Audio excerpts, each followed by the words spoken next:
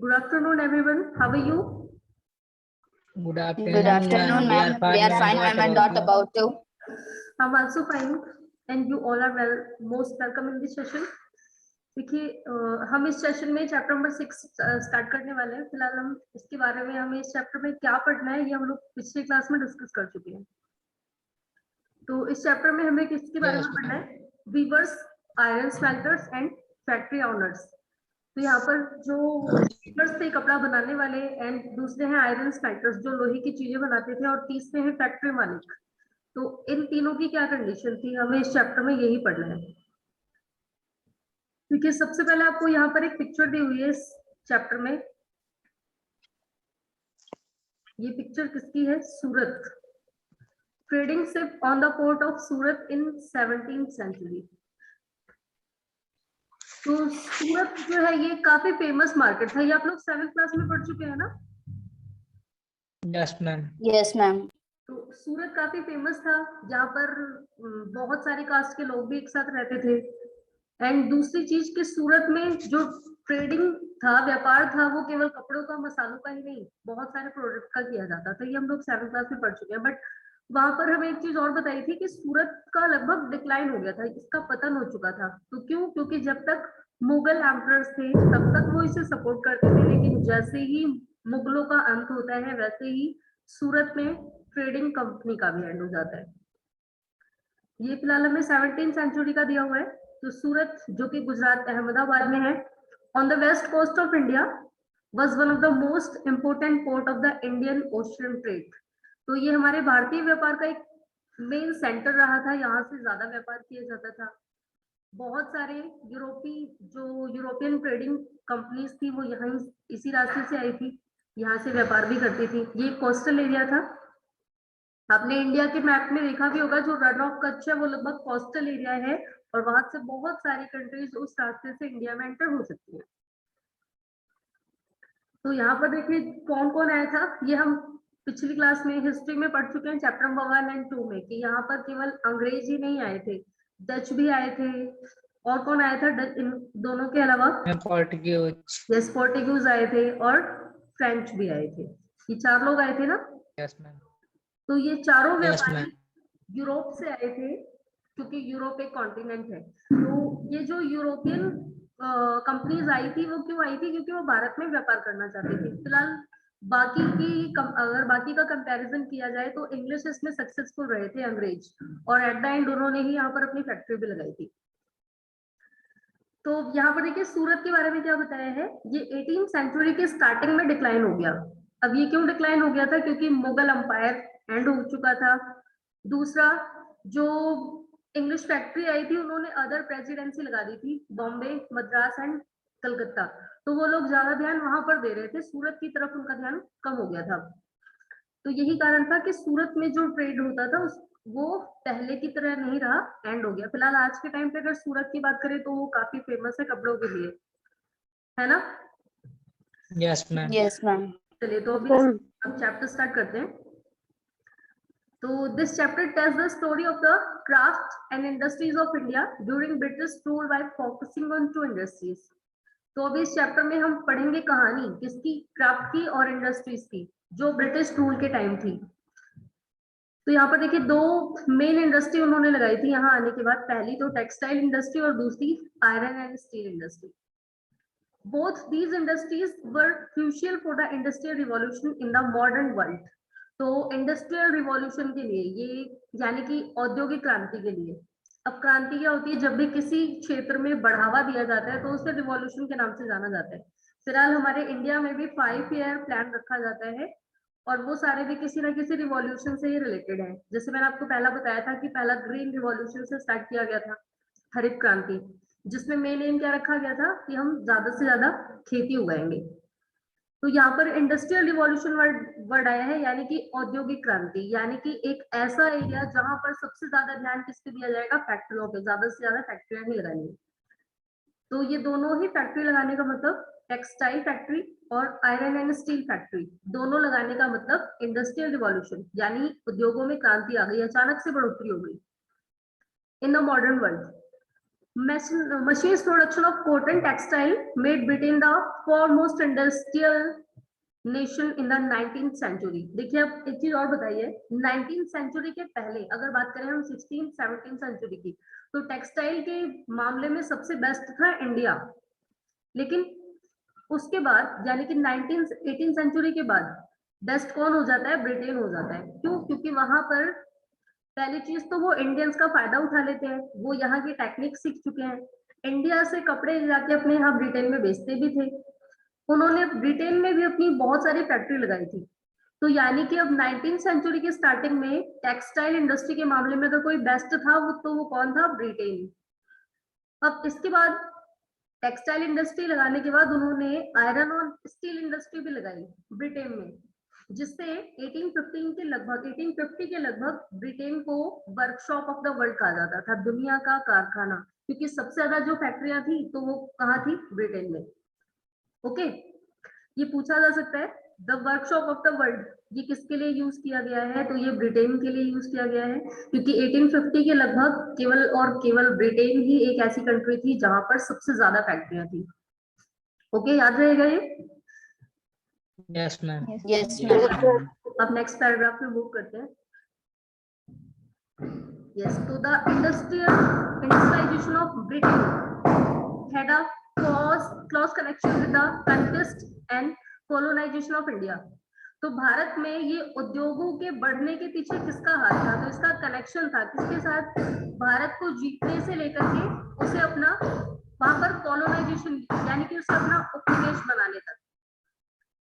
तो क्या कनेक्शन था? क्योंकि मैंने अभी आपको बताया था कि सब उन्होंने कहाँ से सीखी टेक्निक? इंडिया से सीखी। पहले तो इंडियंस ही बनाते थे, उन्होंने इंडिया से टेक्निक सीखी, अपने ब्रिटेन में ले जाकर के फैक्ट्रियों से वो सेम उसी टाइप का कपड़ा बनवाने लगे। उसके बाद उन्होंने भारतीयों का भी फायदा उठाया, वो यहाँ से चीजें खरीद के उसे अपने ब्रिटेन में ब्रिटेन में ज्यादा हाई प्राइस पे बेचते थे, यहाँ पर लो प्राइस में खरीद के ब्रिटेन में हाई प्राइस पे बेचते थे। तो उस ब्रिटेन में इंडस्ट्रियलाइजेशन आने के पीछे इंडिया का बहुत बड़ा हाथ है। You have seen chapter 2 how the English East India Company interested in trade led to the occupation of territory and how the pattern of trade changed over the decades। तो अभी आप सेकंड चैप्टर में पढ़ चुके हैं कि किस तरीके से जो इंग्लिश फैक्ट्री थी उन्होंने अपना इंटरेस्ट दिखाया था भारत के व्यापार में। वो आई, सबसे पहले व्यापार करने ही आई थी, बाद में उन्होंने यहाँ पर पॉलिटिकल मैटर में भी इंटरफेयर करना शुरू कर दिया। ये पढ़ चुके हैं ना हम लोग? Yes, ma'am. स्टार्टिंग में तो वो लोग केवल व्यापार करने आए थे, लेकिन जब उन्होंने देखा कि यहाँ पर राजा रजवाड़े हैं, यहाँ पर अगर हमें सत्ता भी मिल गई तो ज्यादा फायदा होगा, और इसलिए उन्होंने फिर क्या किया? वो पॉलिटिकल मैटर में भी घुस गए और फिर लास्ट में शासन भी करने लगे। यस, तो अब आगे देखिए तो ये कैसे बदला था पैटर्न ऑक्यूपेशन का, ये हम सब लोग पढ़ चुके हैं। सेकंड चैप्टर, थर्ड चैप्टर, ये सारा वही भी आ गया था। In the late 18th century, the company was buying goods in India and exporting them to England and Europe। तो 18th सेंचुरी के एंड तक ब्रिटेन क्या करती थी? अपने एरिया से पहले चांदी सिल्वर वगैरह जो मंगा के, सिल्वर एंड सिल्क ये ब्रिटेन से लाती थी और उसके बदले में इंडिया से स्पाइसेस एंड कॉटन लेके जाते थे। लेकिन जब उन्हें बंगाल की दीवानी मिल गई थी उसके बाद क्या हुआ था? ये तो याद होगा अभी, जब उन्हें बंगाल का दीवान बना दिया गया कंपनी को, तो उसके बाद क्या उन्हें अपने एरिया से कोई सामान मंगाना पड़ता था? नहीं, नो। वो फिर वो इंडिया में खरीद के कम रेट पे खरीद के अपने यहाँ पर बेचते थे। अब उन्हें बदले में कोई चीज देने की जरूरत ही नहीं पड़ती थी। तो स्टार्टिंग में तो वो इंडिया से सामान खरीदते थे, बदले में अपने यहाँ की चीजें देते थे, लेकिन बाद में जब उन्हें वो बंगाल उनके हाथ में आ जाता है तब वो क्या करते हैं? अपने यहाँ से बिना कोई सामान मंगाए इंडिया का सामान लो प्राइस में खरीद के अपने एरिया में बेचने लगे थे। तो making profit through this sale with the growth of industrial production, British industrialist began to see India as a vast market for their industrial product. तो देखिए, पहले तो मैंने अभी आपको बताया था कि स्टार्टिंग में तो वो लोग सामान लाते थे, उसके बदले में इंडिया से सामान खरीदते थे, लेकिन जब उन्होंने अपनी फैक्ट्री लगा ली, उनको इंडिया के लोगों की वो क्या कहते हैं, खुफिया राज पता लग गया, कमजोरी पता लग गई, उसके बाद वो लोग फायदा उठाने लगे। अब वो क्या सोचने लगे कि हम यहाँ के लोग बहुत मेहनती हैं, बहुत अच्छा काम भी करते हैं, और अगर हमारा अधिकार हो गया यहाँ पर तो इनका पूरा फायदा हमें मिलेगा। तो वो इंडिया को किस रूप में देखने लगे थे? इंडस्ट्रियल प्रोडक्ट के रूप में, कि अगर हमारे उद्योगों में कोई बढ़ावा दे सकता है तो इंडिया ही दे सकता है, और यही कारण था कि उन्होंने इंडिया पर अपना अधिकार कर दिया था। And over time, manufactured goods from Britain began flooding India. How did this affect Indian crafts and industries? This is the question we will explore in this chapter. तो अब देखिए बाद में क्या होता है। पहले यहाँ पर जो लोग काम करते थे हैंडीक्राफ्ट से, हाथों से बनाते थे, वो बुनाई भी खुद करते थे, कताई करते थे, मशीनों का सहारा नहीं लिया जाता था। लेकिन जब ब्रिटेन का अधिकार हो जाता है तो वो फैक्ट्रियां लगाती है, फैक्ट्रियों में मशीनों से काम कराया जाता है, और लोगों को एंगेज करके वो ज्यादा वर्कर्स को एंगेज करते हैं और उनको कम सैलरी देके काम भी कराते थे। तो अभी हमें ये पढ़ना है कि इन सबका इंडियन क्राफ्ट पे क्या असर हुआ था। क्या इंडियन क्राफ्ट पूरी तरह खत्म हो गया, और इंडिया के इंडस्ट्रीज पे क्या असर पड़ा था, ये हमें इस चैप्टर में पढ़ना है। Okay Yes, ma'am. Yes, Yes, ma'am. ma'am. तो अभी उसके पहले थोड़ी सी हिस्ट्री पढ़ लेते हैं, यानी कि बुरी स्थिति के पहले जब गोल्डन डेज थे इंडिया के, तब क्या हाल था। तो अभी हमें इंडियन टेक्सटाइल, जिस समय इनकी गोल्डन डेज चल रहे थे हमारे इंडिया के क्राफ्ट पर्सन्स के लिए, उस समय कौन कौन सी चीजें, किसकी डिमांड थी ज्यादा यूरोपियन मार्केट में, हमें उनके बारे में पढ़ना है। तो Indian textile and world market, तो भारत का जो टेक्सटाइल था, भारतीय कपड़े, और यहाँ पर हमें पढ़ना है वर्ल्ड मार्केट में उनकी कीमत। तो let us first look at textile production around 1750। ये आपको दिया है 1750, before the British conquered Bengal. अभी यहाँ पर बंगाल को नहीं जीता गया है, क्योंकि बंगाल कब जीता गया था, डेट याद है? बैटल ऑफ प्लासी कब हुई थी?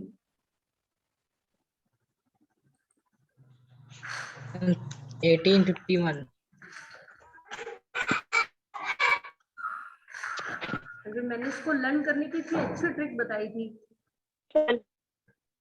पहली जीत, जो ब्रिटिशर्स की पहली जीत थी, वो बैटल ऑफ प्लासी ही थी ना? Yes, ma'am. उन्होंने कब जीता था? बैटल ऑफ प्लासी कब हुई थी, कब उन्होंने बंगाल को जीता था? नवाब सिराजुद्दौला 1757। Yes, very good. और भूलना नहीं है इसे, क्योंकि इसी के 100 साल बाद इंडियंस ने विरोध भी किया था 1857 में, क्योंकि उन्हें क्या लग रहा था, इंडियंस को लग रहा था कि हर 100 साल बाद बुराई का अंत हो जाता है, तो इसलिए वो खुद से अंत करना चाहते थे। तो 1757 में अंग्रेजों की पहली जीत हुई बैटल ऑफ प्लासी के साथ, बंगाल उनके अंडर में आ गया, और 1857 में रिवॉल्ट किया गया था 100 साल बाद। तो ये भूलना नहीं है बिल्कुल भी। तो यहाँ पर जो बात की गई है वो 1750 की बात की गई है, यानी कि इस समय अभी बंगाल नहीं जीता गया था। तो मैंने भी आपको बताया कि हम यहाँ पर अभी गोल्डन डेज के बारे में पढ़ रहे हैं, इंडिया की बुरी स्थिति नहीं है अभी। तो India was by far the world's largest producer of cotton textile. अभी 1750, जिस समय भारत पूरे दुनिया में कॉटन टेक्सटाइल का सबसे बड़ा उत्पादक देश था, यानी कि इतना ज्यादा कॉटन कोई बनाता ही नहीं था, ना तो इतना ज्यादा कॉटन और ना इतनी बेस्ट क्वालिटी का कॉटन और कोई कंट्री बनाती थी। Indian textile had long been renowned both their fine quality and exquisite craftsmanship। तो यहाँ पर देखिए, भारतीय की जो कारीगरी थी फाइन क्वालिटी की, उनकी मेहनत से वो करके बनाते थे कपड़े, तो इतनी फाइन क्वालिटी का कपड़ा कहीं और नहीं बनाया जाता था। They were extensively traded in Southeast Asia, Java, Sumatra and Penang। तो ये कपड़े देखिए कहाँ कहाँ जाते थे इंडिया से। इंडिया के जो कपड़े हैं साउथ ईस्ट एशिया में भेजे जाते थे, जावा, सुमात्रा महाद्वीप, and West and Central Asia में भी भेजे जाते थे। From the 16th century, European trading companies began buying Indian textile for sale in Europe. अब 16th century के स्टार्टिंग में जो यूरोपियन ट्रेडिंग कंपनी थी, उसमें से ईस्ट इंडिया कंपनी भी एक है, क्योंकि वो भी यूरोप से आए हैं। तो ये जो यूरोपियन कंपनी थी, 16th century के स्टार्टिंग से ही इन्होंने इंडिया से कपड़ा खरीदना और अपने यहाँ पर बेचना शुरू कर दिया, यानी ये इंडिया से खरीद के ले जाते थे और अपने यूरोप में उसे सेल करते थे। अब देखिए यहाँ पर स्टोरी भी दी है कि जब ये इंडिया का कपड़ा लेके जाते थे तो उसको क्या नाम देते थे अपने यहाँ पर उस कपड़े को, ये नाम भी दिया हुआ है।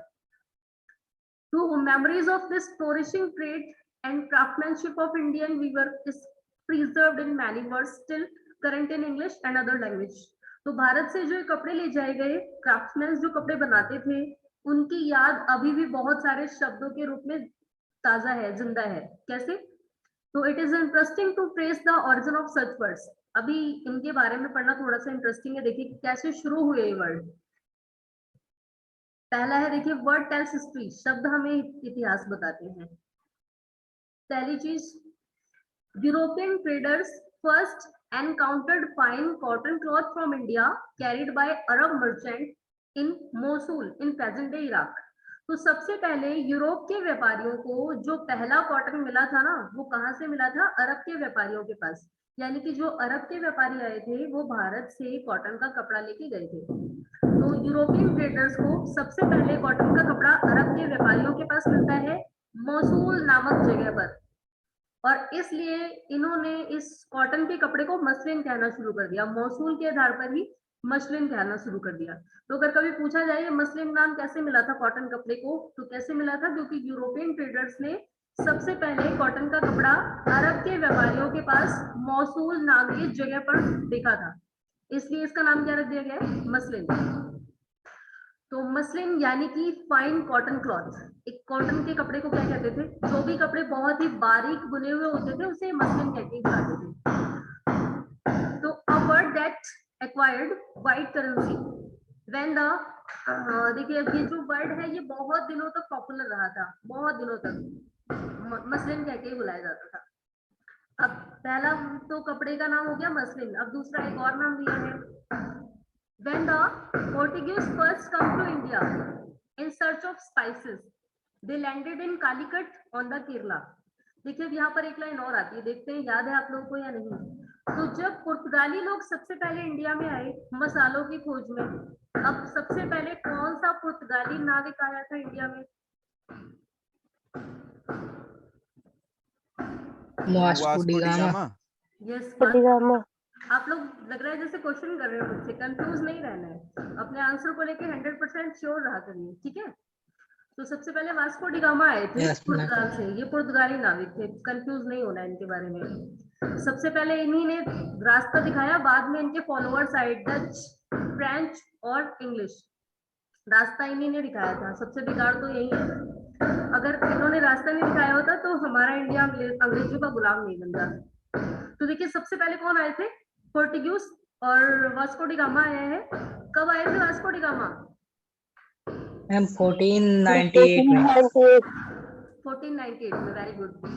तो वास्को डी गामा जो कि एक पोर्टुगीज सेलर थे, पुर्तगाली नाविक, ये सबसे पहले इंडिया में आए थे। ये आए थे मसालों की खोज में, और ये केरला से एंटर हुए थे दिल्ली में, केरला के रास्ते से। तो इनको क्या लगता था इंडिया में मसाले बहुत ज्यादा हैं और उन मसालों को खरीद के लाऊं और अपने एरिया में बेचूं और ज्यादा फायदा उठाऊं। फिलहाल ये मसाले लेने ही आए थे, लेकिन मसालों के साथ साथ ये अपने साथ कपड़े भी लेके गए थे, कॉटन के क्लॉथ। तो देखिए अब ये इंडिया में कालीकट के रास्ते पर रुके थे। केरला में कालीकट नामक जगह है जहां पर ये रुके थे। मतलब इन्होंने, जब भी हमें जहाज के रास्ते से जाना होता है तो तुरंत, एरोप्लेन है, ट्रेन है, हम तुरंत निकल लेंगे, बट अगर जहाज है तो थोड़ा वेट करना पड़ेगा कि मौसम सही रहे तभी चले, है ना? तो ये केरला में कालीकट नामक जगह पर रुके थे, वेस्ट एशिया में। The cotton textile which they took back to Europe along with the spices come to be called calico। तो ये अपने साथ मसालों के साथ साथ जो कॉटन का कपड़ा लेके गए थे, अब इन्होंने इंडिया से कपड़ा खरीद लिया, नाम नहीं पूछा कि इसे क्या कहते हैं। तो जब ये अपने देश में यूरोप लेके गए पुर्तगाल में, तो इन्होंने इस कपड़े को क्या बता दिया?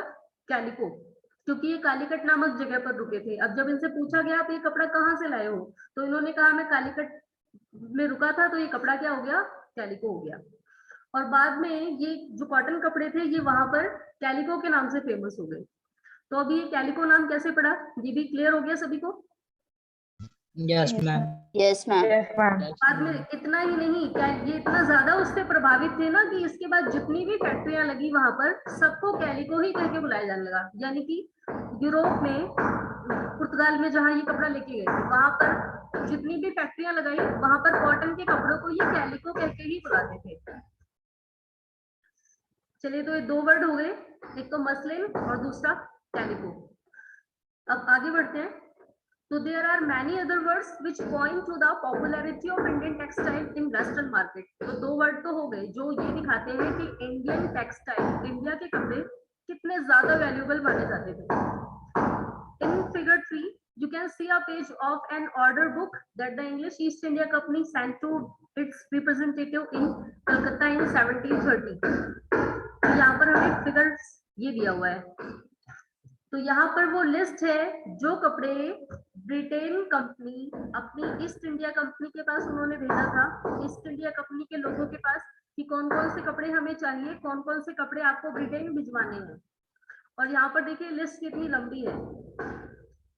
फिलहाल यहाँ पर आपको फ्रंट पेज ही दिया हुआ है, इसके पीछे और भी है, ये हमें फ्रंट पेज दिख रहा है बस। तो इतने सारे कपड़ों की लिस्ट मंगाई गई थी। अगर आप ही सोचिए, अब ब्रिटेन में केवल इतना भिजवाया गया है, तो सारी कंट्रीज का अगर कैलकुलेट करें तो कितने ज्यादा कपड़े भिजवाए जाते होंगे इंडिया से, और इंडिया में कितना ज्यादा बनाया जाता होगा उस टाइम पे। तो अब आगे देखिए क्या बताया हमें। ये ऑर्डर जो है, the order that year was 5,89,000 pieces of cloth. अब इस ऑर्डर में टोटल 5 लाख कपड़ों के पीसेस का ऑर्डर दिया गया है कि ये कपड़े बनाने हैं। इतने ज्यादा कपड़े ब्रिटेन में मंगाए जा रहे हैं, अलग अलग टाइप के। Browsing through the order book you would have seen a list of 98 variety of cloth. यहाँ पर टोटल 98 वैरायटी ऑफ क्लॉथ्स दिया हुआ है।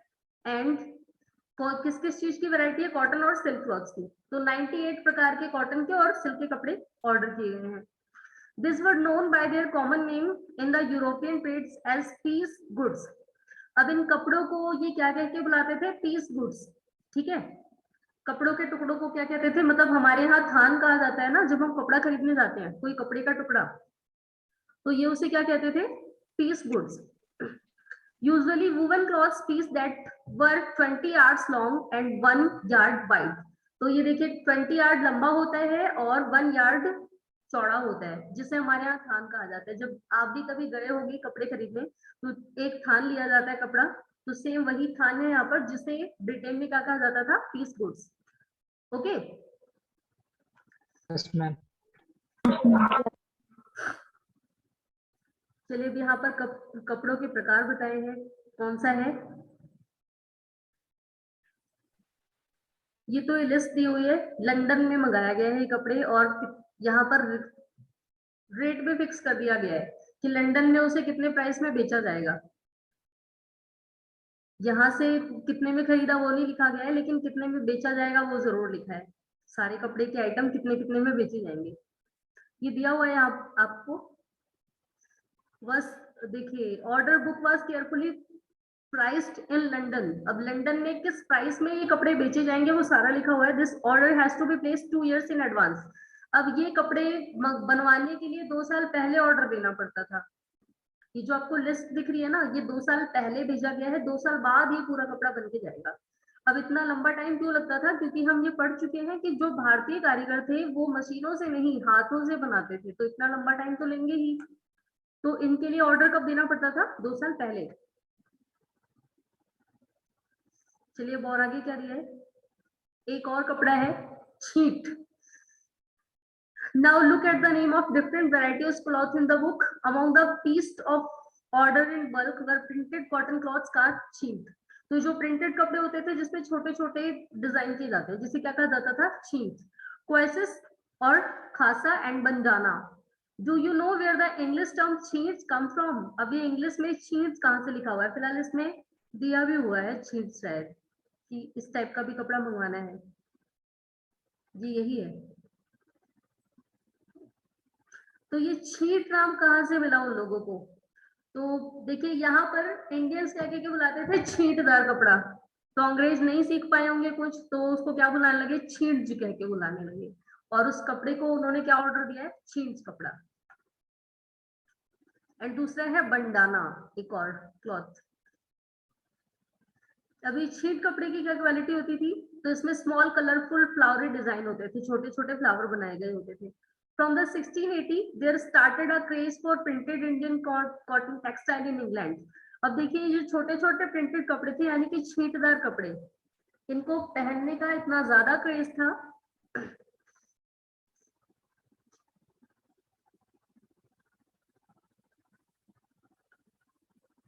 बेटा आवाज आ रही है आप सभी को? मैम वॉइस नहीं आ रही क्लियर। Just a second.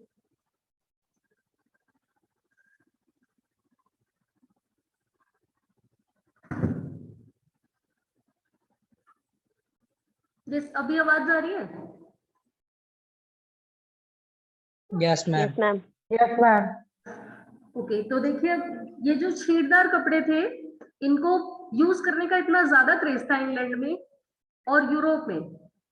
ये फ्लोरेंट डिजाइन बहुत ही पसंद किया जाता था वहां पर, मतलब इतना ज्यादा कि वहां की जो महारानी थी क्वीन एलिजाबेथ, वो भी यही कपड़े पहनती थी। उन्हें भी इंडिया के ये फ्लोरल डिजाइन वाले छींटदार कपड़े पसंद थे, तो वो भी ये कपड़े पहनती थी। इसलिए इस कपड़े की वैल्यू और ज्यादा थी, क्योंकि जो महारानी पहनेंगी उसे तो वहां के जो फॉलोअर्स हैं वो और ज्यादा फॉलो करेंगे, तो वहां की महारानी भी ये वाले कपड़े पहनती थी। चलिए लास्ट एक और बचता है बंडाना। तो the word banjana now refers to any brightly colored and printed scarf from the neck or head. तो बंडाना यानी कि बांधने वाला, जैसे मफलर टाइप का होता है, जिसे गले में लपेटा जाता है, या स्कार्फ टाइप। तो originally the term derived from the word, ये आपको जो ये कपड़ा दिया है ये तो छींटदार कपड़ा है जो इंग्लैंड की महारानी भी पहनती थी। दूसरा बंडाना नीचे दिया है, ये रहा। यस यस, तो बंडाना की क्वालिटी देखिए क्या बताई गई है, और refer to a variety of brightly coloured cloths produce through a method of tying and dyeing. तो इसमें देखिए डाइंग एंड टाइंग, ये फिलहाल अगर आपने कभी ये टेक्निक यूज की हो, ये कपड़े कैसे कलर किए जाते हैं, तो बांध करके कलर किए जाते हैं। पहले बांधते हैं उसके बाद कलर में डिप करते हैं। और ये प्रिंटेड ये कपड़े आजकल फिलहाल राजस्थान में ज्यादा फेमस है। तो इसमें tying and dyeing process use की जाती है। There were other cloths in the order book that were noted by their place of origin. Kasimbazar, Patna, Calcutta, Orissa, Chandpur. The widespread use of such words show how popular Indian textile had become in different parts of the world. तो ये जो आगे दिया है आपको फिलहाल इस list में पढ़ने, ये जो लिस्ट में कपड़े दिए हैं ये इंडिया के अलग अलग पार्ट में बनाए जाते थे। ये आपको जो ये कपड़ा दिया है ये है बंडाना। इसमें क्वालिटी क्या होती थी, फिलहाल ये छोटा कपड़ा होता था स्कार्फ टाइप, इसे इंग्लैंड में स्कार्फ के रूप में ही यूज किया जाता था। छोटे कपड़े होते थे, इसमें बीच में केवल सिलाई की जाती थी, वो मैंने कल आपको बताया था, सोने के धागे से इसके बीच में सिलाई की जाती थी। तो ये कौन सा कपड़ा है, बंडाना, जो आज के टाइम पे गुजरात और राजस्थान में फेमस है सबसे ज्यादा। ओके, तो अभी आज के लिए इतना ही पढ़ना है। अभी हम इंडिया के बारे में पढ़ रहे थे, अब हमें ये पढ़ना है कि नेक्स्ट क्लास में कि ये जो इंडियन टेक्सटाइल है यूरोपियन मार्केट में क्या होता है इनका, वहां पर जाने के बाद कैसे बेचे जाते हैं या फिर कैसे बनाया गया, एंड बाद में क्या हुआ, ये हमें सारी चीजें पढ़नी है, बट हम नेक्स्ट क्लास में पढ़ेंगे। आज जो पढ़ा है सभी को समझ आ गया? Yes ma'am. Yes ma'am. Yes ma'am. आज का होमवर्क क्या करना है, सबसे पहले तो मैंने आपको डिफिकल्ट वर्ड्स दिए थे लिखने के लिए, उनकी मीनिंग लिख के सेंड करना है। Yes ma'am.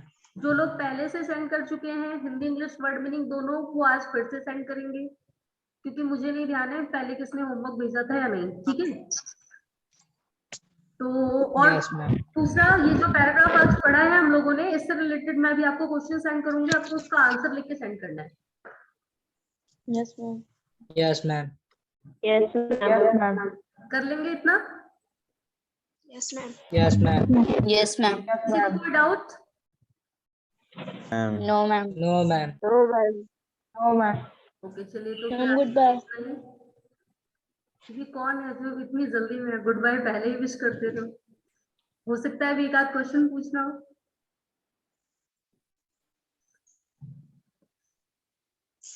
चलिए तो इसे एक बार फिर से रिवाइज कर लेंगे, क्योंकि ये वाला चैप्टर पिछले वाले चैप्टर के जितना इंटरेस्टिंग नहीं है, इसे जब आप पढ़ोगे ना जबरदस्ती तब याद होगा। तो अभी क्लास एंड होने के बाद एक बार फिर से रिवाइज कर लेंगे ताकि जो भी पढ़ा है वो दोबारा याद हो जाए, ठीक है। Yes, ma'am. Yes ma'am. और उसके बाद में आपको क्वेश्चन सेंड करूंगी, उसका आंसर लिखना है। चलिए अभी Yes, क्लास ma'am. में इतना ही, बाकी नेक्स्ट क्लास में करेंगे। Yes, ma'am. Okay student, good bye everyone. Good bye Goodbye, ma'am. ma'am. Goodbye, ma'am. Ma'am, goodbye.